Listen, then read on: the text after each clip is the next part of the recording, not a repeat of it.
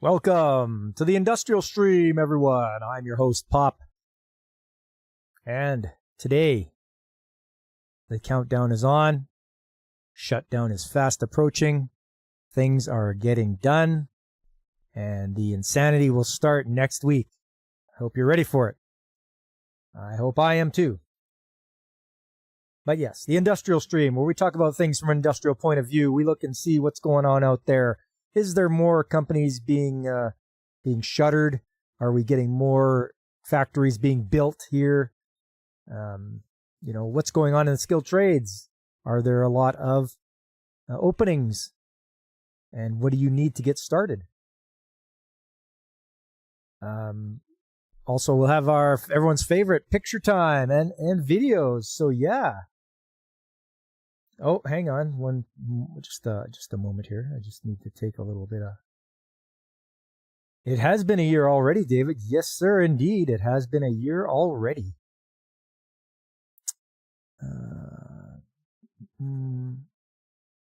Got something to show me? Add me on Discord. That's not how we work. That's not how it works around here. Nope, not at all. We go like that. And there we go.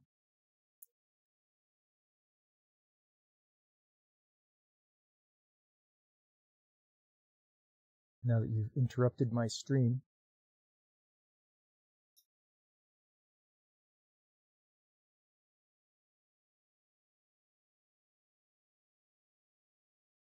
Yeah, it sure does fly, doesn't it? It's going to be next week, you guys. Next week will be shut down and everything will kick into high gear on my end. You got turbo off, so hopefully the processor chills for this stream. Oh, hey, Veritex. Yeah, hey, get all the cooling you can for your machine. Make sure you got it really get that heat under control. Well, all right, let's get into it here. We'll do the news of the week first. We'll see what's going on out there. Before I get to that, I just want to say hello to you, David Glenn. Good to see you. Also, Nico, thanks for coming in. And Veritex, and anyone else who happens to be lurking and listening. Let's get to it. Some news.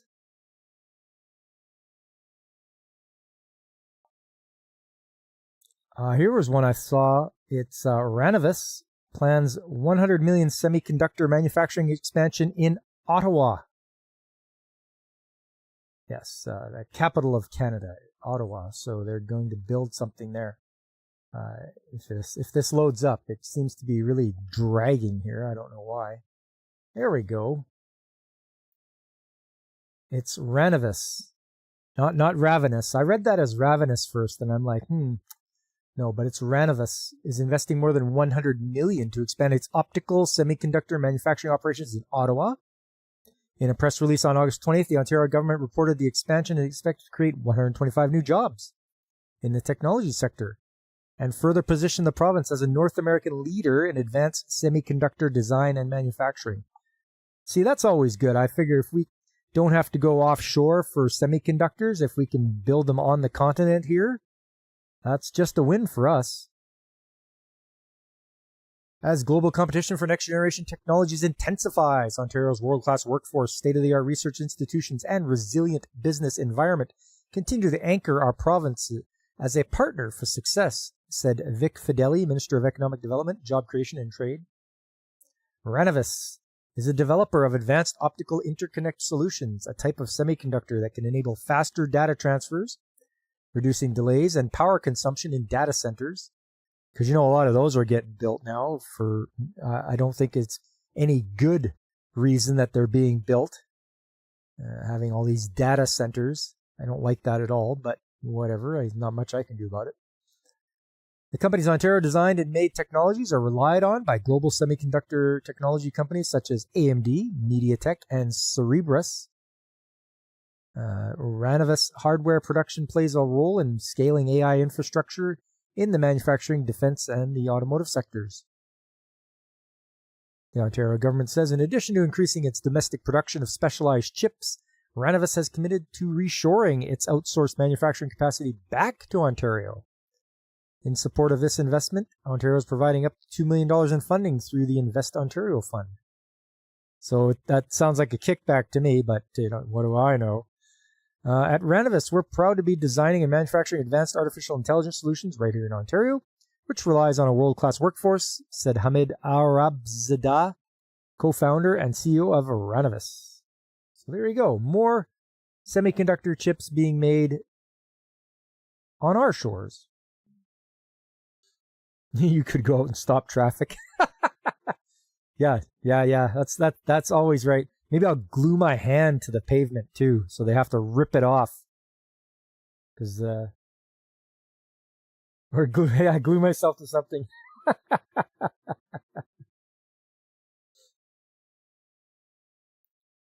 What else we got here?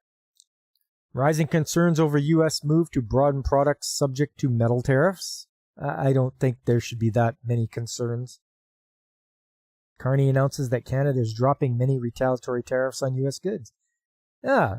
Did somebody take him out back and give him a freaking slap around to straighten him up? Given data center construction versus wind and solar plants, you suspect the latter is actually worse for the environment, not just because of efficiencies involved? Yeah. Yeah, it's not very efficient, I'll tell you that, Veritax. When is this projected to be done? Make it think about scary AI bubble news if they invest years for those AI chips. Yeah. Yeah, I mean, yeah, they didn't say when it was going to be done. You will for $50 US, David. Come on now, at least do it for 100. Well, let's look at this here. This our numbskull prime minister. Canada will drop some retaliatory tariffs on American products to match U.S. tariff exemptions for goods covered under the Canada-U.S. Mexico agreement, Prime Minister Mark Carney announced Friday. After meeting with his cabinet, Carney said at a news conference the change will take effect on September 1st, which is Labor Day, by the way. Yeah, you were right, Veritex. Carney and U.S. President Donald Trump spoke on a call on Thursday, and Carney confirmed that Trump assured him the move would help kickstart trade negotiations with the U.S. Carney said Canada and the U.S. have reestablished free trade for the vast majority of goods. He said Canada will retain tariffs on steel, aluminum, and autos as it works with the U.S. to resolve issues. Indeed, our focus is squarely on these strategic sectors and the future, he said. Carney said the average U.S. tariff rate on the world has jumped from just over 2% at the end of last year to almost 16%. I mean, that doesn't sound like that much, really. Canada currently has the best trade deal with the United States, Carney said, noting that the U.S. average tariff rate on Canadian goods is 5.6% and remains the lowest among all its trading partners. That's because we are the biggest. The U.S. is our biggest trading partner. While it's different from what we had before, it is still better than that of any other country. Yes. Go Canada and U.S. Oh, the erosion of the land around wind and solar plants is a real concern here in the mountains. Yeah. No, none of those moronic environmentalists ever think of that. About the effects that the wind turbines have on, like, even groundwater and such. It has a big effect. Solar. It's not as good as everyone makes it out to be. They want you to believe that it's the best. But you know what?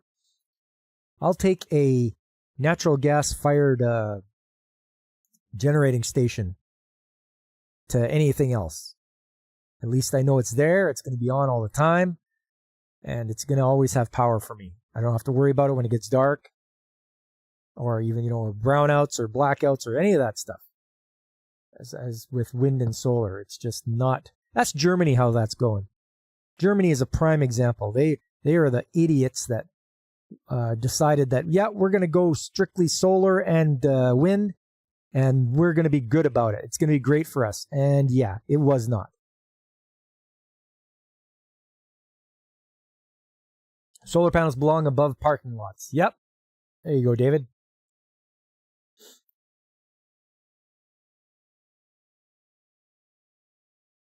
No, where were we here? Oh, yes. Speaking to reporters Friday in Washington, D.C., Trump and Carney's choice to remove tariffs was nice and that leaders would have another call soon. We had a very good call, Trump said. I like him. I don't think he ever said that about Trudeau. Trump said he was fighting for the United States, but that he was working on something and wants to be very good to Canada. White House officials said in a statement that Canada's move was long overdue. The official said they look forward to continuing our discussions with Canada on the administration's trade and national security concerns. And honestly, we have to clamp down on our borders as well. We should. This is ridiculous. Clamp down. Or Texas with their winter snow power outages. Oh yeah, Nico, that's rough for those guys too. It's poor Texans, eh? Just not ready for it. Ivanka liked Trudeau. Yeah, probably because they could compare what panties each one wore.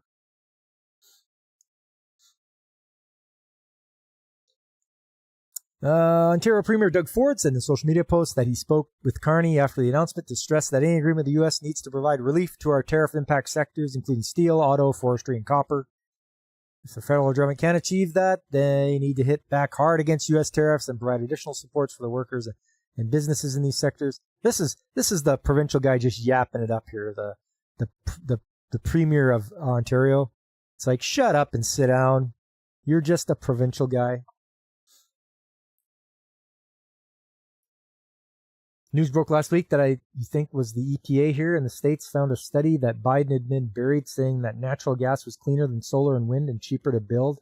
Or they buried it. Yeah, Veritax. Isn't that something? I mean, geez. Run stuff off natural gas. Way better. Way, way better.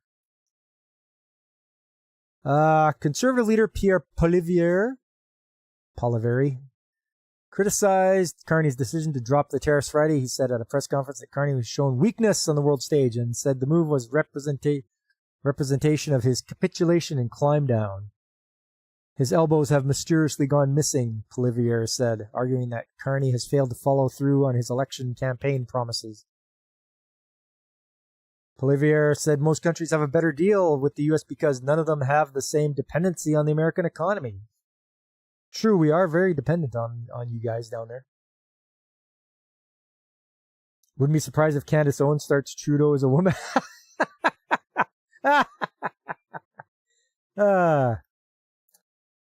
Castro's son, anyway. Hey, Godzillionaire, how you doing? Everybody's favorite kaiju's here.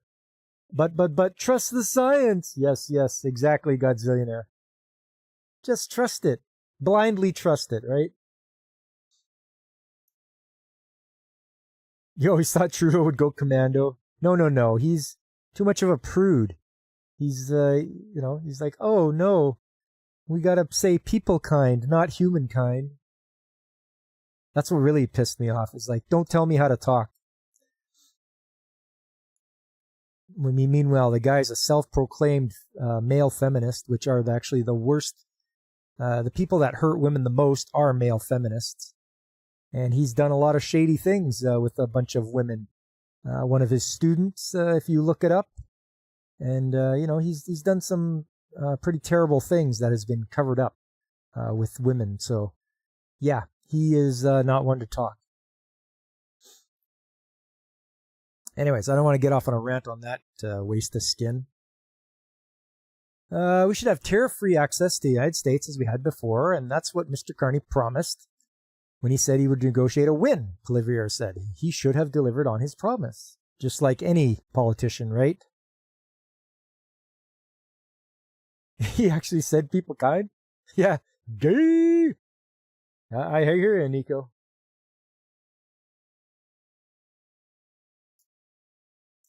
Trudeau can't go commando and wear green fatigues like his daddy. That's right, daddy. Wasn't Poilievre against tariffs during the election? That was the election, though, Veritax, where you say anything to get elected. It's the big thing. Politicians are always like, yeah, don't do that. And then they get in power and they're like, oh, yeah, we're going to do that. Carney said his Canadian government will begin its preparations for the CUSMA review process due next year by launching consultations starting next month. He said the review process can take anywhere between 6 and 18 months. Canada imposed 25% tariffs on a long list of American goods in March, including oranges, alcohol, clothing and shoes, motorcycles, and cosmetics. A readout from Carney's office after Thursday call with Trump described the meeting as productive and wide-ranging. Said the leaders talked about trade challenges and a new economic and security relationship between the two countries. Once again, yeah, we have to crack down on our border. And I wish they would. Following his conversation with Trump, Carney said Canada and the United States will intensify their discussions to address current trade challenges within strategic sectors and to seize major immediate opportunities in trade, investment, and security. As we develop our new trade relationship with the United States, Canada will continue to take all measures necessary to support Canadian workers, our businesses, and our consumers, Carney said, noting that the government will soon announce a comprehensive industrial strategy that protects Canadian jobs, boosts Canadian competitiveness, buys Canadian goods, and diversifies Canadian exports. Really, the government's going to announce a comprehensive industrial strategy. I find that very hard to believe, and I don't believe you. I think you're full of garbage. You have no plan. And if they do come up with something, it's going to be just weak. Yep, David, Canada grows oranges, believe it or not. In the Okanagan, in British Columbia, that is known as they grow all sorts of fruit there. It's the perfect climate to grow oranges, apples. They have vineyards everywhere. It's great. Yeah, Okanagan oranges, Okanagan apples, all that stuff.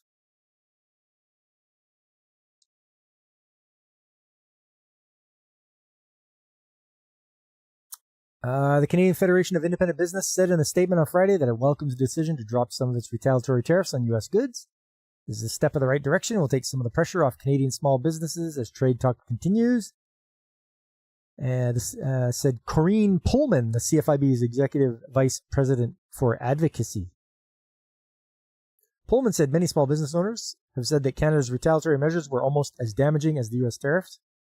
She said nearly 6 in 10 small firms reported they were hurt by Canada's counter tariffs, with only steel and aluminum tariffs doing more harm. Those were not touched today, so the challenges for those businesses remain, Pullman said.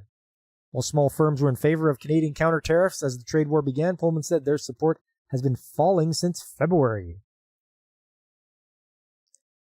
Today's announcement provides some relief going forward. However, businesses have already paid millions of dollars in counter tariffs.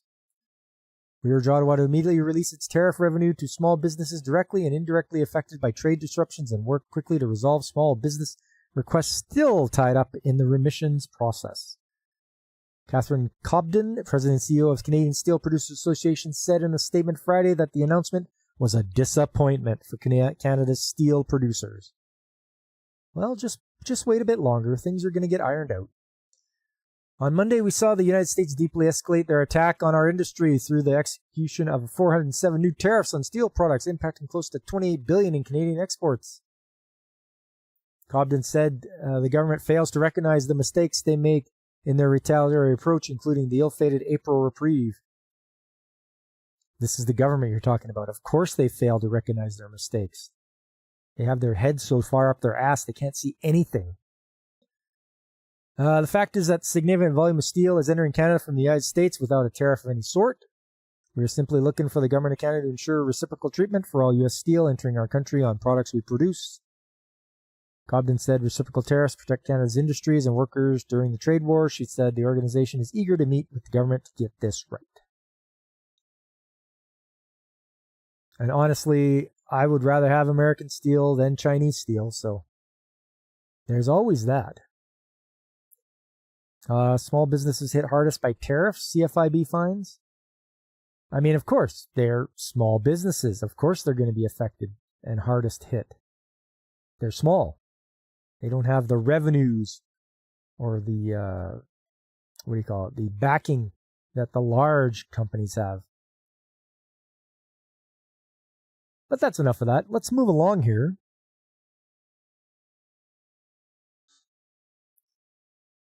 This is from, what is this from?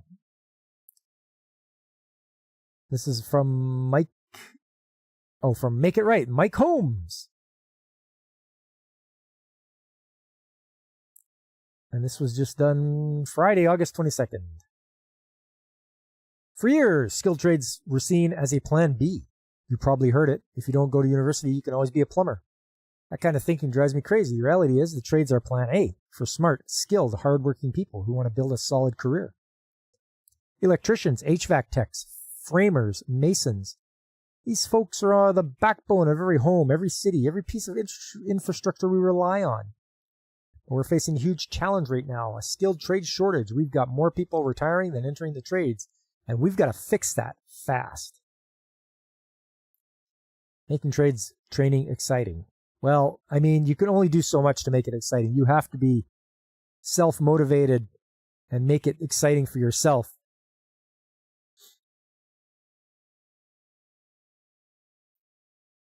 You saw something that a lot of countries have shut off mail service to the U.S. while they wait for clarification on duties. Oh. Well, I didn't know that. I know I've sent a package quite recently, or maybe it was in June, to the States, and I paid extra for getting it there quicker. It made it there, though. And it was just make sure you get everything all cataloged and priced out, whatever you're sending. Like we were sending them stuff, and it's like, okay, well, country of origin, price of it, how many, how much does it weigh? And it's like you have to have this all before you even go to drop your package off at the courier. You have to have that all done yourself. So it was kind of crazy. They really make you jump through a lot of hoops to send a package now.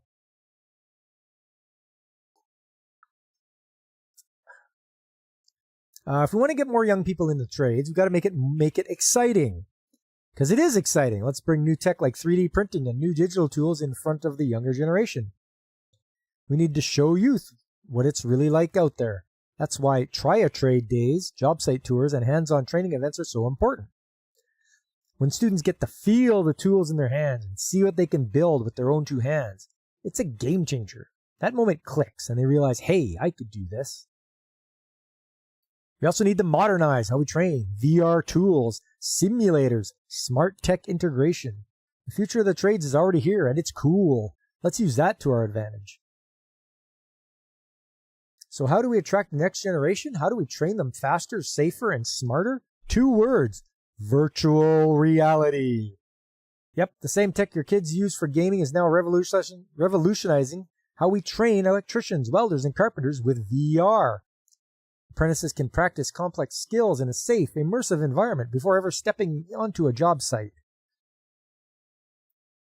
On the Homes on Homes podcast, I sat down with some amazing innovators who are developing VR training programs that simulate real-life scenarios, like troubleshooting a faulty breaker box or navigating a dangerous confined space. It's hands-on learning without the risk, and the results, students are learning faster, retaining more, and showing up to job sites ready to work. Honestly, guys, being in a confined space in VR is way different than being there in real life. Trust me, I've been in a lot of confined spaces.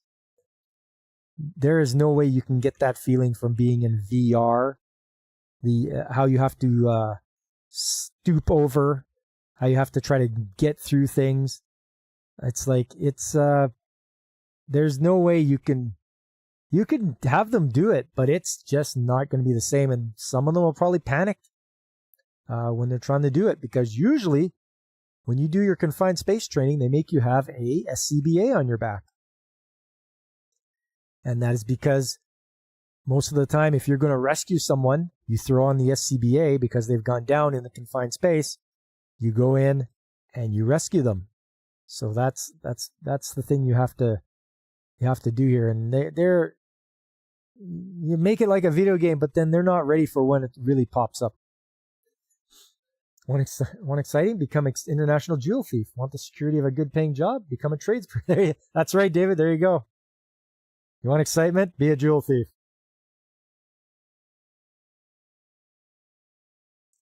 On several episodes of the Homes on Homes podcast, I've invited guests to come have a conversation with me about the shortages in the skilled trades. We share ideas, we learn from each other. It's about changing the narrative around the trades and giving them the spotlight they deserve.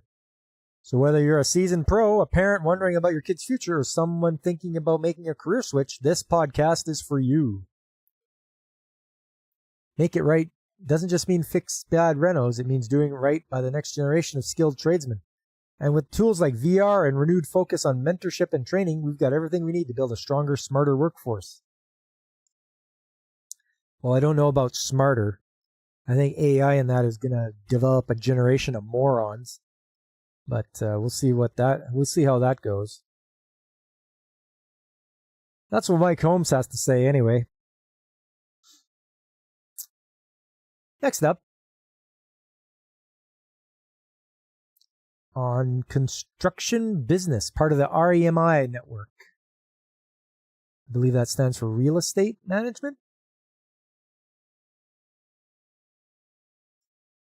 VRCA is holding its Bring Trades to Schools trade fair on October 10th.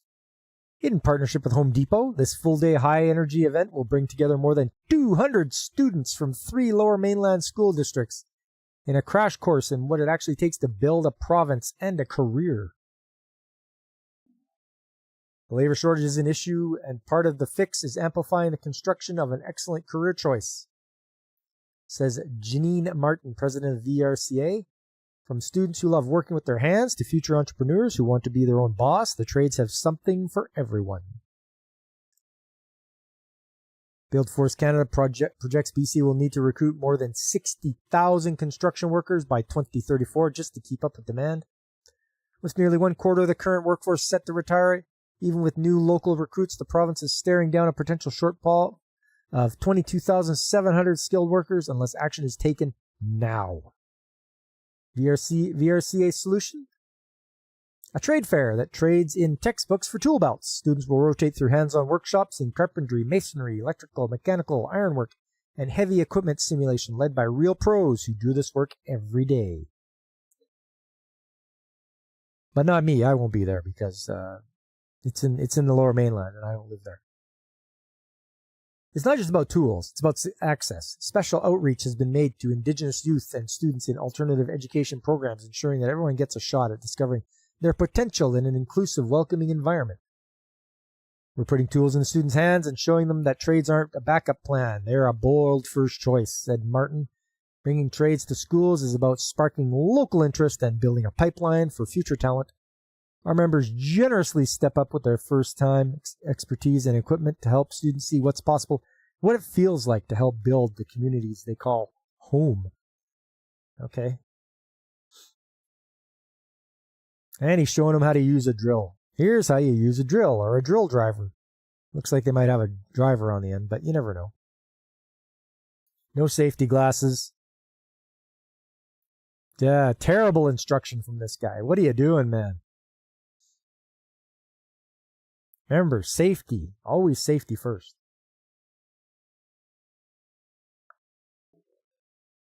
Okay, what do we got here? And the last one from the Prince Albert Daily Herald. Trump's plan to revive the U.S. factories is doomed to fail. Oh, this ought to be good. U.S. President Donald Trump's tariffs won't deliver the jobs he promised. The factories needed to replace imports will take years to build, and America lacks the workers, capital, and stability to make it happen. Sounds like they're bad-mouthing you here. In theory, discouraging imports through tariffs should spark a wave of domestic manufacturing, creating jobs and boosting the economy. In practice, building a modern industrial base is neither quick nor simple. Trump has ignored the time it takes to create the conditions for such growth. Major construction projects in the U.S. are notorious for delays. The Los Angeles to San Diego rail line, for example, began in 2008 with a target completion date of 2020. Now it's 2030 is the goal. Yeah, but that's California. What do you want? Back me up here, guys. Am I right? You know?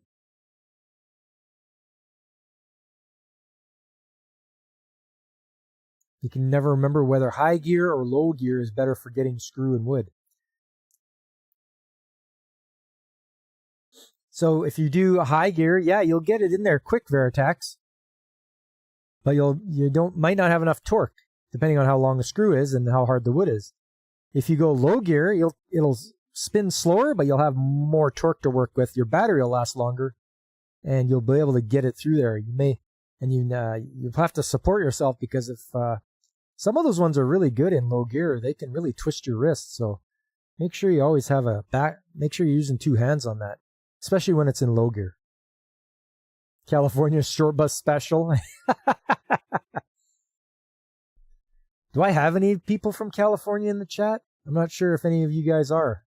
I mean, from California. I know Dave, you're of Minnesota. Isn't Godzillionaire Texas? Not that I'm ragging on California, but like it said here, they take way too long.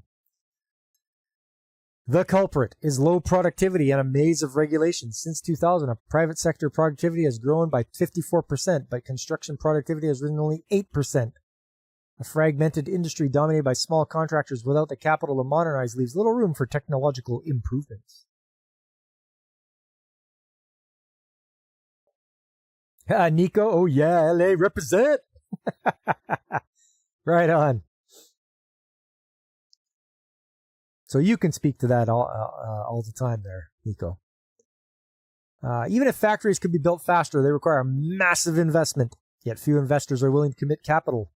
While Trump's policies shift so often, why sink billions into a factory that may be obsolete under the next president?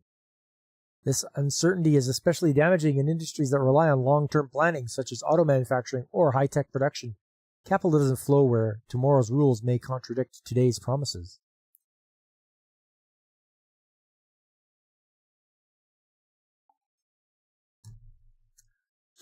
The labor shortage is another roadblock. The U.S. lacks both skilled tradesmen and basic construction workers. Most Americans are reluctant to take these jobs, even as unemployment rises. For decades, migrants, many undocumented, have filled the gap in construction. You get what you pay for, I'm telling you right now. Factories and farming.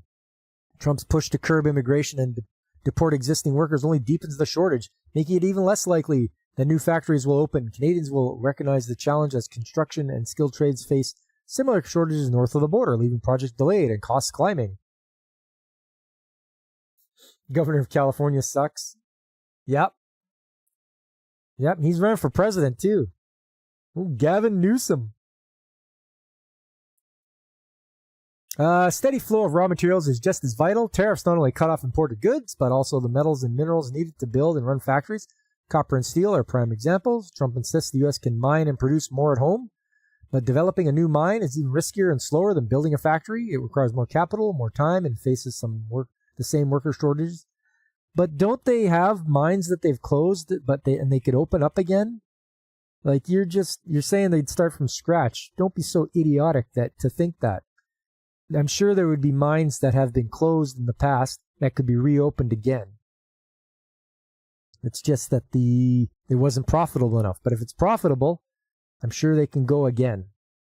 So this person is not thinking of all the angles. The fallout won't stop at the U.S. border. About 7% of Canada's exports go south, meaning Canadian industries that supply parts, raw materials, and finished goods will feel the squeeze. Already supply shortages are spreading. Beer producers are struggling with the rising cost of aluminum for cans. Car prices are climbing. Construction materials are harder to find, and appliances are more expensive. Grocers warn that food prices could rise further if packaging and transportation costs continue to escalate. The ripple effects are unmistakable. When the U.S. economy falters, Canadian families see it in higher prices at the checkout line.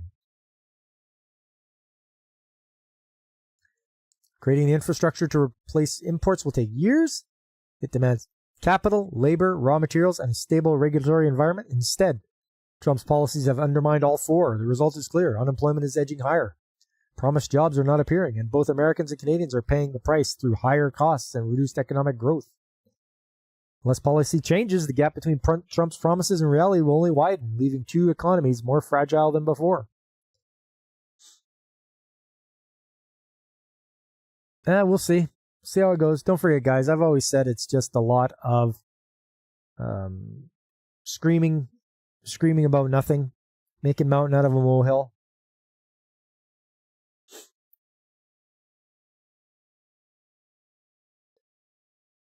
Anyways, I think it's about that time.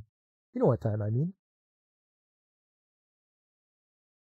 It's picture time. It's picture time.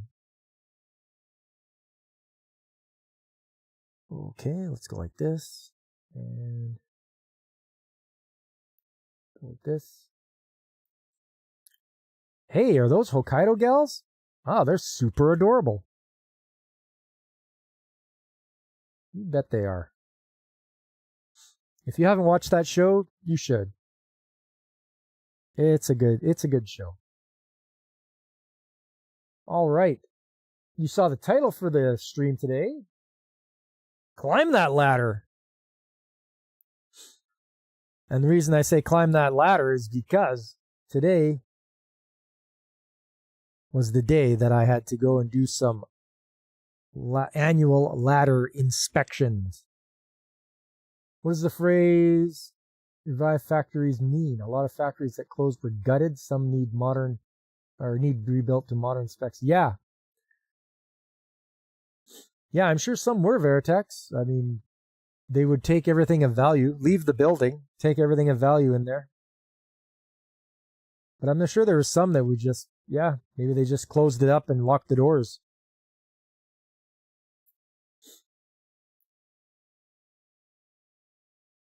So today I went around the plant and did some inspections and updated paperwork because some of it was out of date. Excuse me. So it was ladders today, nothing but ladders, checking them over, doing the inspections. Got to make sure that they have a proper cage at a certain height, make sure everything's welded, make sure no rungs are loose, and everything is all stable. And make sure there's a gate at the top so that you don't fall through it. So there's ladders everywhere. This is on top of a roof. There you got a ladder. And there's another shot from the other angle. Catwalks on top of the roof so you can have roof access.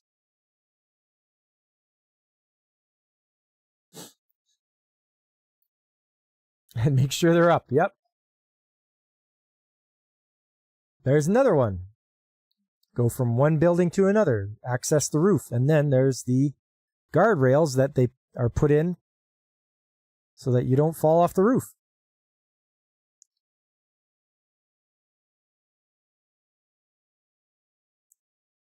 This one, it's got a swing gate. And there are some deficiencies in some of these. I believe in this one here, the bottom rung is not the standard 12 inches off the ground. That's sort of the standard they said is the first rung for a ladder should be 12 inches off the ground. Some of these are, 18 inches. One I saw was 28 inches off the ground. So there's a little bit of deficiencies that need to be taken care of. It shouldn't be too difficult to make up a rung and secure it to the existing ladder. There's another one. This is just a short one. Goes up to the top of the mezzanine here. It's like, basketball using those ladder guards as hoops. We have to get a basketball first. I don't think we have one on site. There you are, and looking up there, making sure everything looks good. You notice all the ladders, the rungs will always have grip tape on them for that extra grip. So that's one of the things you'll notice. Just a little extra, that little extra safety for people when they're using a ladder. When it gets wet, or is it snowing out, at least you have that little bit of grip to help you. There's a little deficiency there. Yep. See that? This ladder's got a bend in it. So will have to be repaired. The other side's not so bad. But at least it's secured to the base. But it just needs that bend taken out of it.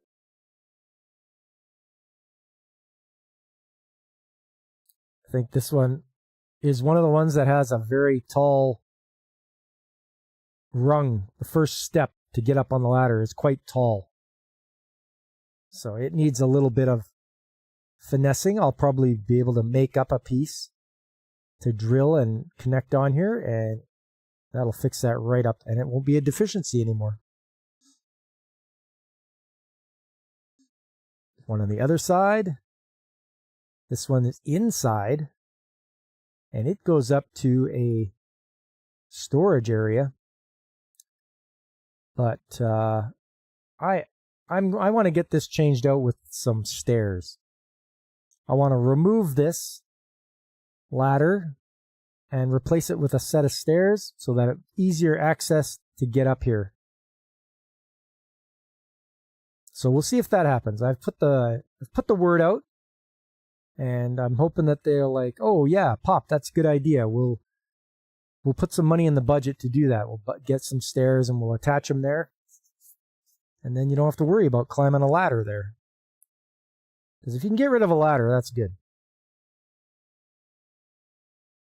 This one's looking good outside. It's fairly new. This is a long one. Like, we're talking 200-foot ladder. It's 100 feet to this first landing, and then 100 more feet to that second landing. And yours truly is going to have to climb that during shutdown. So I will hopefully have some video and pictures of me climbing this 100-foot to the 100-foot level and then going up to the 200-foot level. So stick around for that, you guys. Hopefully I'll have some pictures and videos to show you that one. Because you're probably thinking to yourself, well, why are you climbing up there, Pop? What's the matter with you? So obeying the what do they call it? I know they call it the FAA in the States. Like 20 stories, stay safe. You got her, Nico. I will always do that. According to Nav Canada, I believe it is, one of the lights is out up here, and you're only allowed to have one light out. So I'm going to go up and change all the lights so that they are all working, and then we won't be in contravention of the FAA or Nav Canada. I think that's who does the aircraft control. Anyways, that's going to be one of my jobs. I do have a long list of jobs to do. Okay, and just the next ladder, brand new ladder. This one worked out nice. Yes, the airplane thing. Yeah, whoever controls the airspace, whoever makes the rules for them.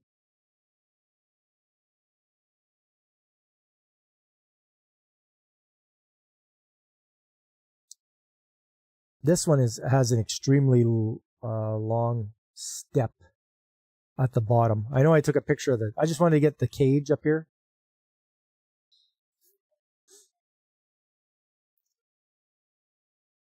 This one's decommissioned. We don't use this anymore. So I had to mark it on there. Don't operate. Don't use this ladder. So that's what happens. When you decommission things, you make sure you put up red tape and tag it. Everyone should be well aware that you do not use this, as it is not in use anymore and it's not suitable.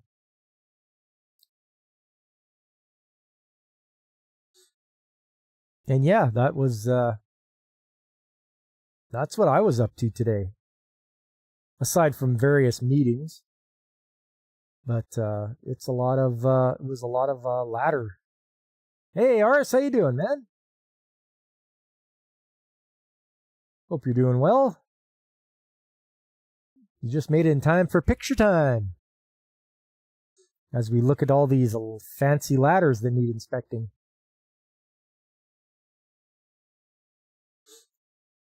And everybody knows what the cage is for, right? You guys know what the cage is for?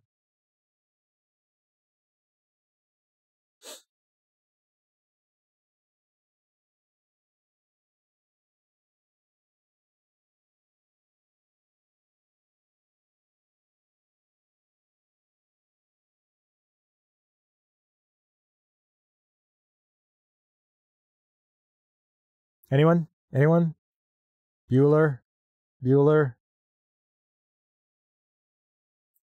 From what I understand, this cage is supposed to catch you in case you fall backwards. It will, it should stop you from falling backwards onto your head. You'll hit the cage, but then you should be able to grab and save yourself.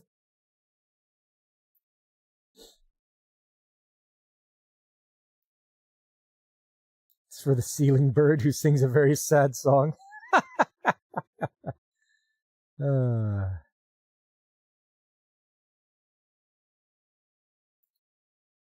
they put the Mexicans. No. They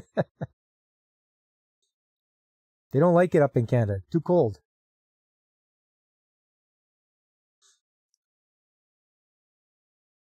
So yeah, there's a lot of things to it. There's a lot of rules to follow just for a simple ladder. It has to meet certain conditions in order to stay within its what do you call it? So that it's not contravening any of the rules.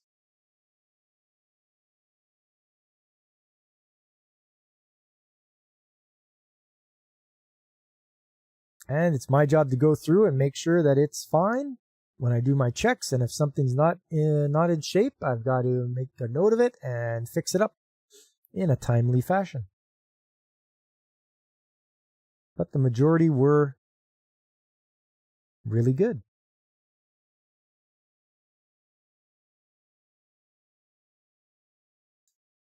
I don't know about this.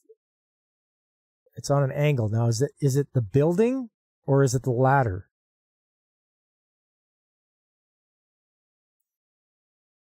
Have I ever condemned a ramp or stairs? Oh, the one I showed you guys last week. Give me a second here.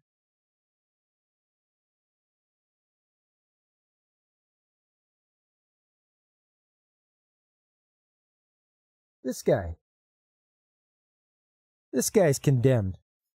And I'm going to have new pictures for you guys because the new one is coming Friday. This platform has been rebuilt now, engineered, and it's coming on Friday. I am going to have some brand new pictures of it. Yeah, you kind of remember that? Yeah, it's the new one's showing up on Friday, so I get to have a look at it, take some pictures, and I'll show you guys. Fabric, hey man, you made it for picture time. Yeah, you did. You old son of a gun. Here, have some Hokkaido gals while I look for my, I'll grab the other folder.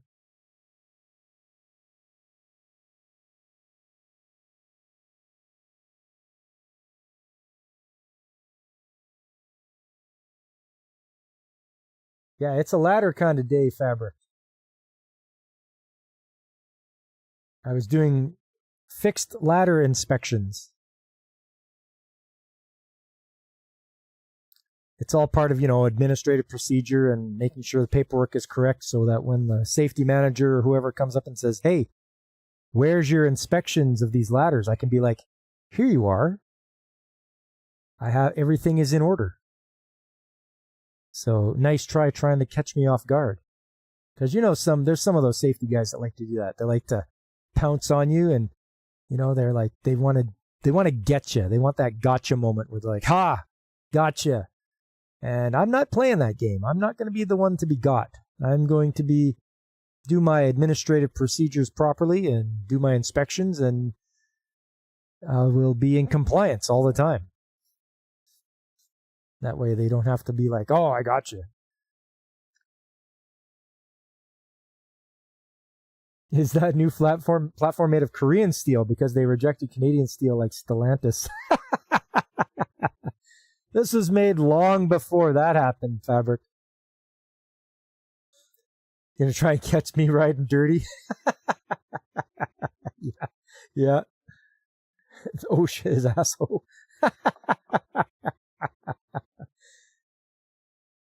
Not even OSHA, Fabric. Our own guys, our own safety managers. Some of these guys want to get you. Yeah, they're going to try and catch me, David. You know it. Catch me riding dirty. But nope. Nope. I try to have all my paperwork in perfect order. So yeah, Fabric, these are all the different ladders I was checking out today to make sure that they were in compliance.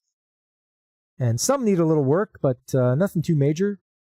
There was no rungs that were falling apart or anything like that. They all had proper gates, except one of them. But the rest of them had a bunch of good quality swing gates that all automatically close. So the OSHA wannabes, yeah, there you go. It's bad when your own safety guy is out to get you.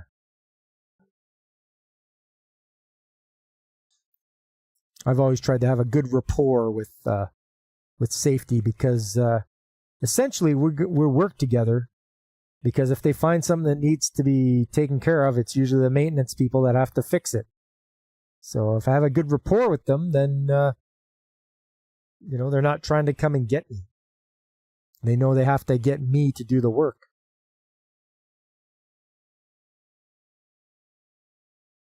Yeah, that one there, that needs a little bit of work. Just a little slight bend. Could probably heat it up and hit it back in place.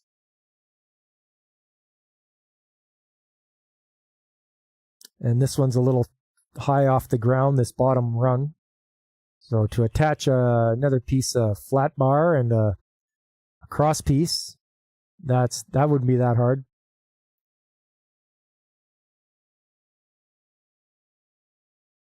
This one I want to replace with a set of stairs, so that's even better if I can get rid of it completely and just change it out with a set of stairs.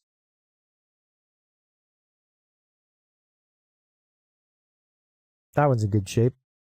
Fabric, this is what I'm going to climb up during shutdown. I'll try to take some video, but I got to climb up this. First, I'll get to the 100-foot mark, which is this guy here. This platform at 100 feet. And then I'm going to climb up the next 100 to the 200-foot level. Will I repaint the bend once I straighten it? You know what? That would be the best thing to do, eh? Give it a little bit of touch up there, David, so it doesn't rust. I think you got something there. But yeah, Fabric, I'm going to be doing some crazy climbing. But if you guys look carefully, that's pretty high for a non-Indian. Yes, it is. If you guys look carefully, I don't know if you can tell, there's a wire running down the center of the ladder. And that is part of your fall arrest. So you put on a harness, and you'll have this clamp on the very front of your harness that will grab onto that rope if you fall, or it'll grab onto the cable. So if you slip and start to fall, the clamp will grab onto that, and you won't fall. So that's what you have to do to go up that. Then Pop will dive into a cup of water just like on the cartoons. Yes, a cup of coffee. Hey, what's up, Comic Relief Crusader? Hail, man. Hope things are going well in your neck of the woods. Comic Relief had a really good movie playing on the weekend there that I watched. At least I think it was the weekend. It was The Thief of Baghdad from 1927. Anyways, it was really good. It was good. Good show. It's nice to see that some classics are being played on YouTube here by somebody we know. So if you want to tune in to Comic Relief Crusader, you can do that on the weekend. He'll be probably playing some more old-time movies. I'm gonna Bugs Bunny it. Yeah, yeah. Yeah, I know it's hot, buddy. It was probably up in the 30 degrees C today. But yeah, not bad.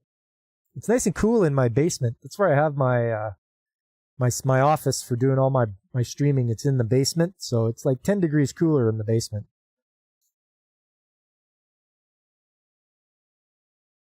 But yeah, I will be climbing this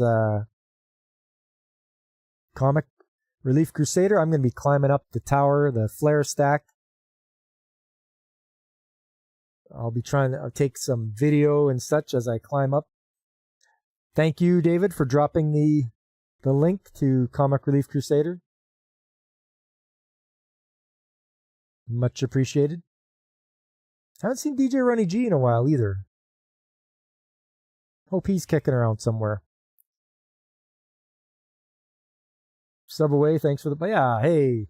No sweat, CRC. I got you, man.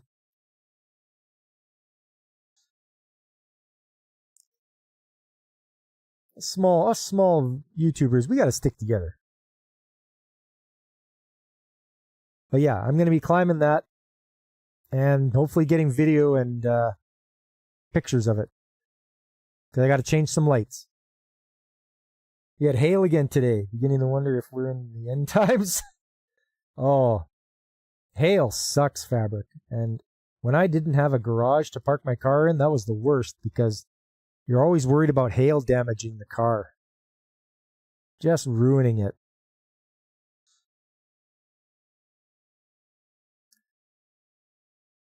So yeah, it was a ladder kind of day for me. Checking all of these different ones out. Making sure they're in good shape. Because that's what you do when you're in maintenance. You always have to do lots of inspections. You always have to make sure things are in good shape because you're the one that everyone comes to. If you're in maintenance and things aren't done properly or things are broken, everyone comes to you. So if you can make sure that it's good when you check it out, then you don't ever have to hear anybody coming to you, oh, look at this. This is no good. If you've done it, if you've done your inspection already and you can fix it up, you do that. And then you don't have to hear the whining and complaining. I'm not bitter.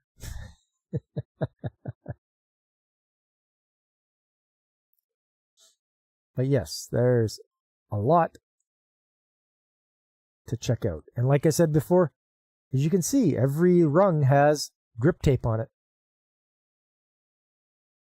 Hail's good for roofers. Yeah. Yeah, it keeps them in work there, doesn't it, David?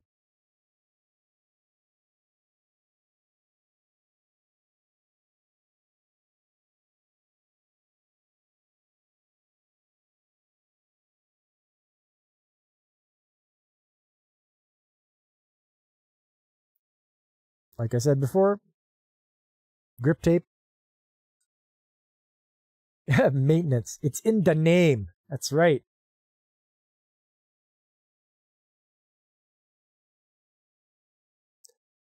And I secured those last year or the year before.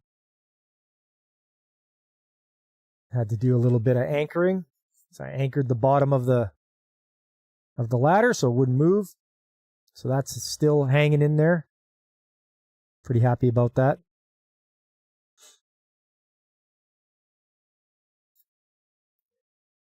Hey guys, make sure you hit that like button if you could, please. It's important. YouTube, is acting all screwy with their views and what they count as a view or not. They want more engagement, blah, blah, blah.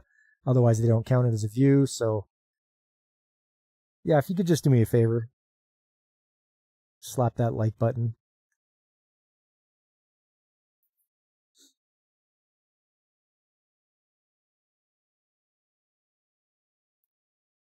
So, yeah, I believe that's all I got for new pictures.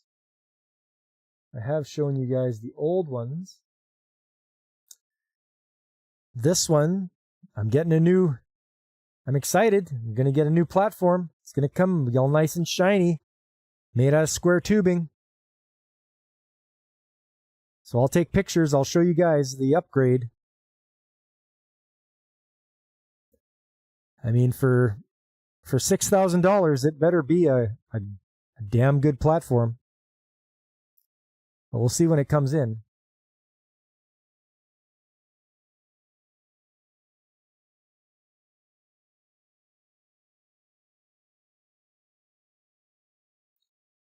But I think I'm going to wrap it up there, everyone. Enjoy some Hokkaido gals while I do my outro here. I just want to thank you all of you that were here today. There's quite a few of you, and I really appreciate you coming by. Don't forget, you guys, tell your friends, spread the word, let them know old Pop's here. I'm here on the weekends and on Tuesday nights. And when I'm not here, you should watch people like Pacific 4 and 4, or DJ Ronnie G, Brandon the Anime Guy, or Carl at the RNG Podcast, Tomby, Angry Canadian, Nerd Poro Lifeform. There's everyone's favorite Penguin Punkwaddle, and Infinite Metal. Coming up on Saturday, gonna play some more Legend of Zelda Oracle of Seasons.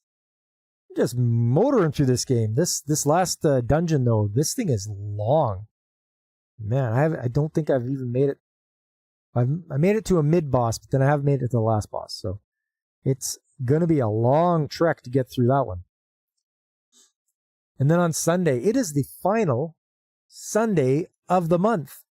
And because I missed a few of them, I know usually I'll do an open mic, but I'm still going to go with the beach episode theme. The last day for beach episodes. You got to come in on Sunday and see what I got lined up for you guys. There's some darn good beach episodes.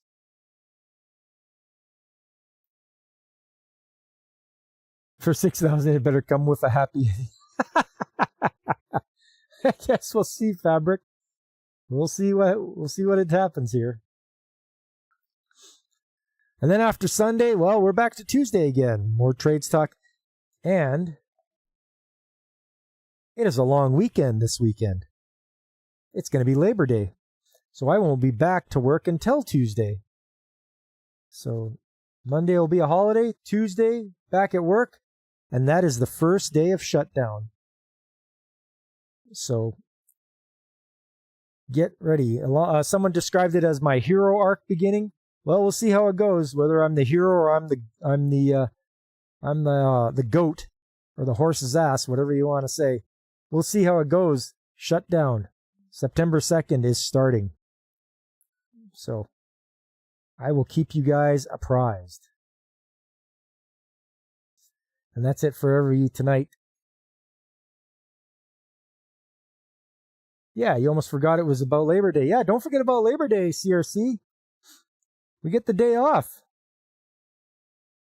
Be nice. Sure it'll be a fun time. Just like tonight was a fun time. I had fun. I hope you guys did too. It was nice seeing you all again. And I hope to see you the next time, whether it's on the weekends or next Tuesday. Stop on by, bring a friend. But until then, I've been Pop, and I am signing off.